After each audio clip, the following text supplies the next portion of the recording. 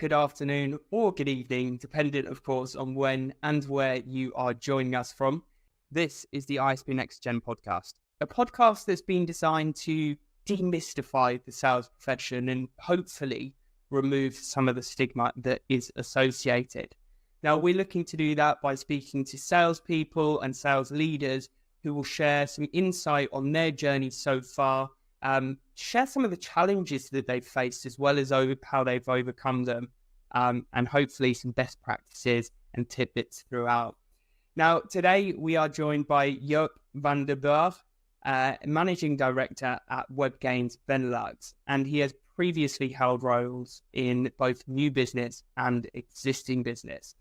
Joep, thank you very much for joining me today. Did you want to introduce yourself and share a bit more information? Yes, absolutely. And first of all, thank you, Jordan, for having me. Really excited to be talking about all things sales today with you. As mentioned, my name is Joep van der Boer. I'm Managing Director of Webgeains in Benelux. My job includes sales. I'm heading up the account management team within Webgeains, as well as P&L management. So it's a very diverse role. Definitely keep things exciting. And yeah, I'm happy to talk to you today. Brilliant. Now, I'm curious, what was it that initially sparked your interest in pursuing a career in sales? Yeah, it's a very good question. I think for me personally, it started very early. Right when I was like in my studies, I always had like part-time jobs that kind of like were in sales already. You can think about like working in a consumer electronics store, selling televisions, selling refrigerators, that kind of stuff. After my studies, I knew one thing for sure, and that's that I, kind of like wanted to go into a commercial role. I did not really know what that would look like back then. So my first role was a combination of account management. I had a client portfolio of existing business as well as new business. And I think there it really kind of became clear for me that my ambition was more towards the sales side. So after a couple of years, I decided to move to Barcelona, and I joined Criteo as a sales manager for Benelux. And that was my first like proper inside sales role, managing the full sales cycle from prospecting to closing. And I guess that awakened the fire in me that never went out.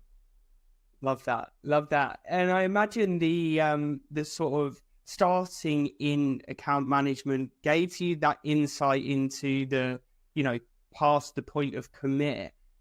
Did that influence your approach then when you were focusing purely on new business? Yeah, absolutely. And I think like in general, what kind of like distinguishes great salespeople and good salespeople, for me, it's that way of like looking at a sale. So good salespeople can be fantastic closers and can close like hundreds of deals. What great salespeople do different, in my opinion, is they open a relationship rather than closing a sale.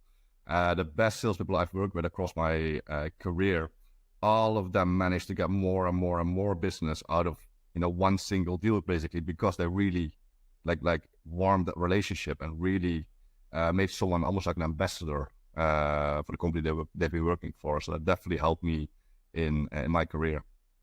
I love that. Really, really nicely put there. Brilliant. And I imagine that in those early days, there were a number of different challenges that you faced. How did you go about overcoming some of them? Yeah, I would love to talk about one example, and I think this is something that's very, very relevant for anyone in sales, and this has to do with resilience. And imagine you walk into the office for the first day, and even if it's not your first role in sales, but you join your team, your sales team, and you pick up the phone and you start dialing, and you have your first 10 calls, and nothing is happening. No one wants to talk to you, and if they want to talk to you, they're not interested. And of course, when you're like in your early days in sales, it can be very demotivating, especially when you see the people next to you succeed. So what really helped me with this is at one point when you had a couple of deals coming in, you're gonna look back at the data and you're just write down, hey, I need on average 20 calls to close one deal. If you have 15 calls done and still nothing is happening, you kind of keep that motivation because you know that within the next 5 to 10 calls, it's very likely that a deal will come in. So that's something that, that really helped me go through those early days of sales. And I mean, the best part is that the 20 calls you need in the beginning, you see them like declining to 15 calls, to 10 calls, to 8 calls. And it obviously proves like the progress you're making the longer you're in the sales job. Yeah, that's brilliant. It brings to mind a saying that really resonates with me. It's what looks like frustration is often lack of clarity. And having that understanding of the data, having the visibility over, what you need to do, one gives you that clarity, two gives you that faith and belief and that confidence that, okay, once I've done this, this will happen. And then it enables an element of predictability in your approach, which then, reaffirms everything else, right? Absolutely. No, I completely agree with that. And especially in those early days, getting the reassurance that what you're doing is the right thing is just very, very important. And you obviously like have a manager, which you will be very depending on like the quality of the manager that you will have in your job, right? But two, having that for yourself, like kind of like getting the self-motivation, this intrinsic motivation is so important to overcome like the bad days that we all have, right? When nothing is happening and you think that everything is going to shit, to say it very blunt. Yeah. So that's definitely like a really helpful something. Yeah, indeed. And on that point of those really challenging days and, any shifts that take place, new trends emerging, as salespeople, because we are the front line, we typically most harshly feel the brunt of those shifts. Do you have any best practices on how you stay adaptable and constantly striving for success through those periods of drastic change? Yeah, absolutely. And I think it all comes down to the saying, like the only constant in life is change. And it's not even like relevant to only salespeople, it's relevant to anyone in any business position, because the moment you're not moving with the market like a competitor will. So it's just very, very important. I think the most important thing here is comes down to like deeply listening. And when I say listening, not listening to respond, but really listening to understand. The moment you do that, you're going to be able to map out what you need to do to move with the market and to keep performing basically when times are tough. Saying that, and I would like to zoom out a little bit here as well, like when you talk about change and salespeople being on the front line of all that change, for a company, I think it's also really important when you like define your ICP, which is something that is changing a lot as well, like throughout like, the years. Involve your salespeople in that, because the salespeople are the ones that like pick up the trends probably earlier than management, marketing, and even product.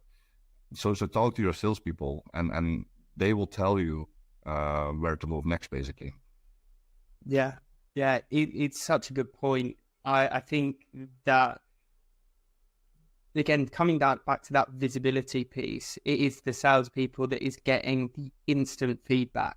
They're having those conversations, and it should create this sort of constant feedback loop where the ICP almost becomes a bit of a living, breathing beast that is changing in accordance with any market shifts. Now, on that point as well, I think the view of account management is also really key, because they're the ones that are helping clients to realize all that value that they've been sold on a day-to-day basis. And obviously you've operated on both.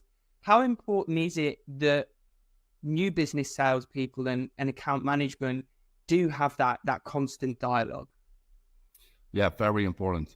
And we grew up with the saying like sales are hunters and account managers or customer success are farmers. What I do believe, and this is something that really lives across the company that I'm working for right now as well, is everyone in the company has to be selling. And that means, your account managers, because of the relationship that they built with their clients, like as long as they deliver and as long as they build that relationship, there's so much potential for upsell, for cross-sell, but also for like gaining references, building case studies, getting intros. Like there's so many things that maybe they don't count as like hard selling or like something black white that we can, put on a paper and be like, hey, you sold this or whatever. but it's so important to utilize that relationship that you have with the clients. Now, something that's obviously really different, coming back to the earlier point of resilience, is for salespeople,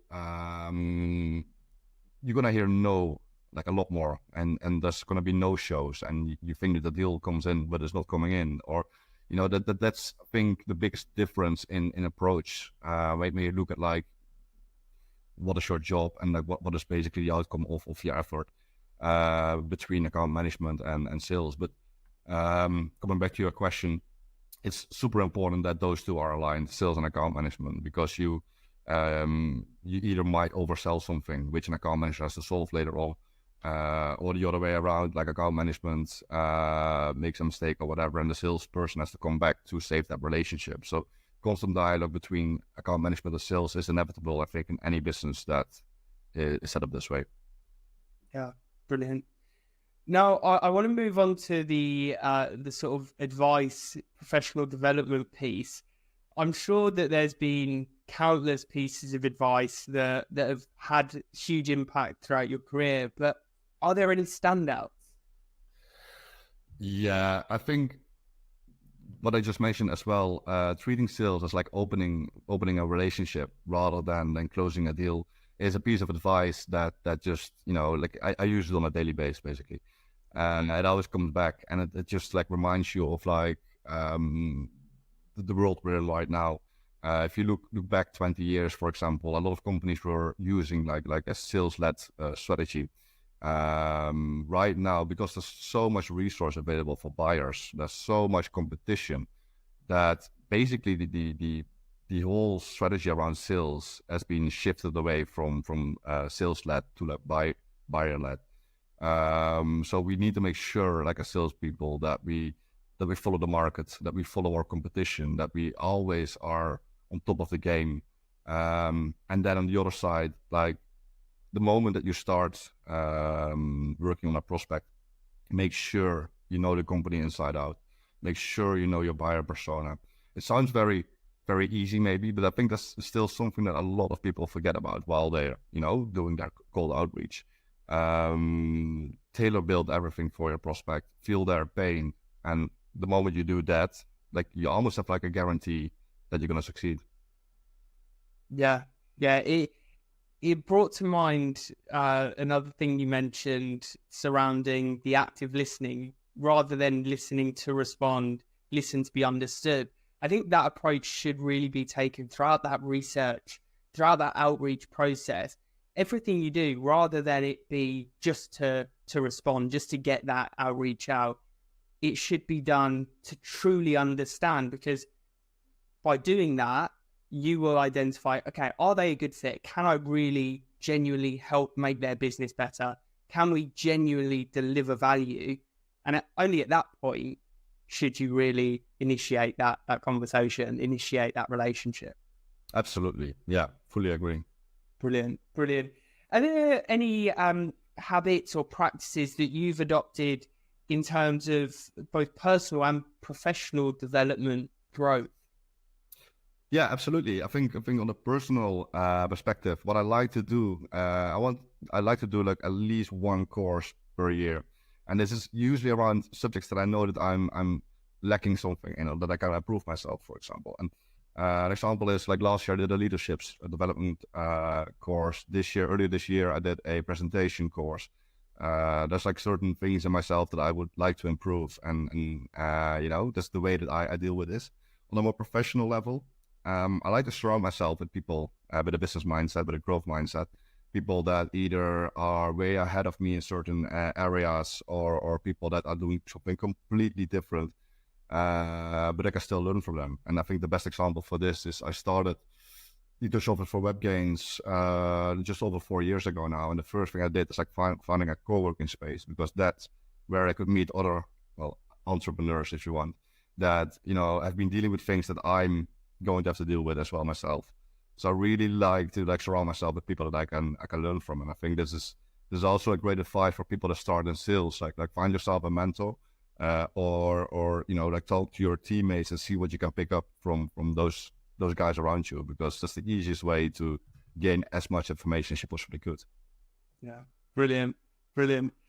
And then my last question for you, for anyone that is either considering a career in sales or potentially they've just started out, what advice would you give them? Yeah, that's a lovely question, and I think we should distinguish here, like the people that already started and the people that think about starting. If I start with the last one, the people that are thinking about starting in sales, like the only advice I can give you is do it, even if it's just for like a year. You're gonna learn so much about yourself in the first place, but also you're gonna learn so many like people skills that you'll be able to utilize across your career wherever you're gonna end up. Sales is all about people. It's about empathy. It's about like understanding issues, understanding needs of clients. It's much more than just like selling, right? So yeah, I would definitely say for anyone that's like considering going into sales, please do it, and you'll thank me later. For the people that are already in sales, I think my biggest piece of advice would be dare to fail. Sales is like, I always compare it to like going to the gym. And in my case, my gym progress is probably like even slower than my sales progress. But you're not going to walk out with a six-pack after one workout, right? You need a consistency, you need effort. You need to come back every day, basically, to become bigger, to grow bigger. And this is similar to sales. Like, you're not going to close your first 10 calls that you make.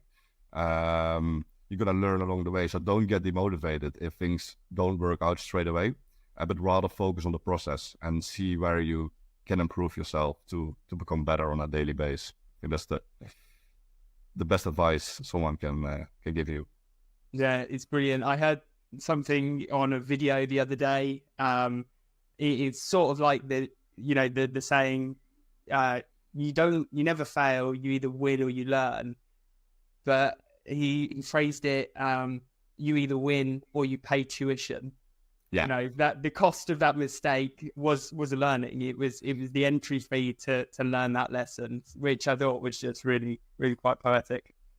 Yeah, absolutely. And I mean, it's a constant learning phase. And I think one of the things that we work with within Webgeains is like never stop learning. It's just so important to like keep challenging yourself, and even when things are going well, there's always room for improvement. And if you really have that growth mindset, like, you're gonna succeed in sales for sure. Brilliant. Yep. Thank you so much for joining. Really insightful session. For anyone that does want to reach out, is LinkedIn the best place? Absolutely. Yeah. Fantastic. Thank you again. And to everyone listening, until next time.